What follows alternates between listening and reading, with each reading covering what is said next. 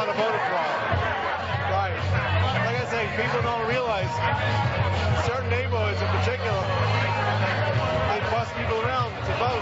Oh, like minority neighborhoods, like black neighborhoods and Hispanic neighborhoods? And Chinese, too. Oh. Why do they do that? Just to get like more votes for Democrats, or? Almost themselves. They're all running for office. Your vote gets discounted because they come in with a burger on it and they can vote.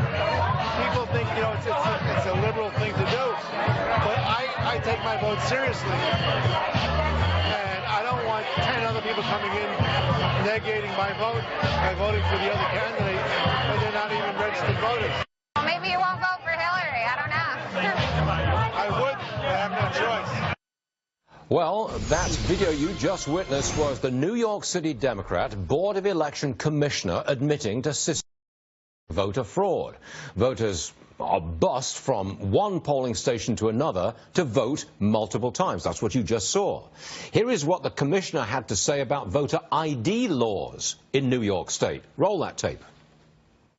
Well, New York doesn't have voter ID laws, right? New York? No, you cannot ask. They what?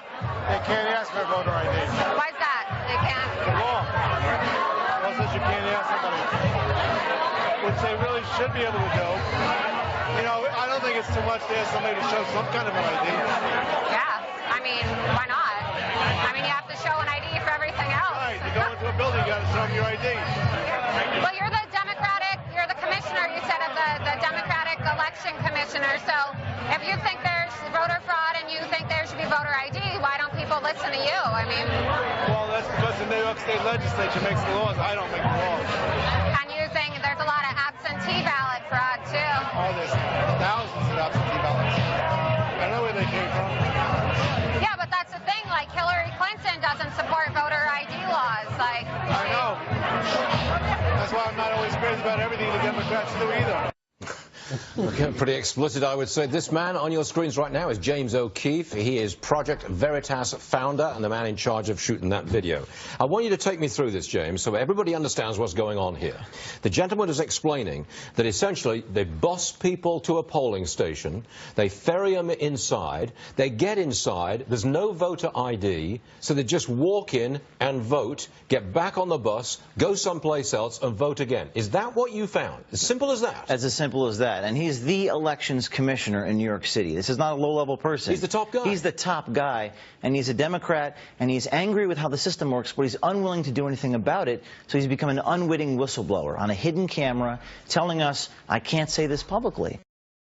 And by the way, before we get into all this, a week ago, the media back-to-back, wall-to-wall about a sex comment made a decade ago. This is important stuff. This is the elections commissioner talking about a rigged election. This should be wall-to-wall on every media station, but it's not. Okay, but when they walk into the polling station, there is no request, no sign, where's your address, or nothing like that at all. You walk in and you pull the lever, that's it. That's it. You don't have to ask for ID. In fact, we did some more reporting. We went in a burqa and went into Huma Abedin's location, and they offered us an absentee. They don't require ID in New York, and it's and this guy says it's outrageous. And the powerful thing about it is he's a Democrat. He's not some right-wing conservative. He's a whistleblower.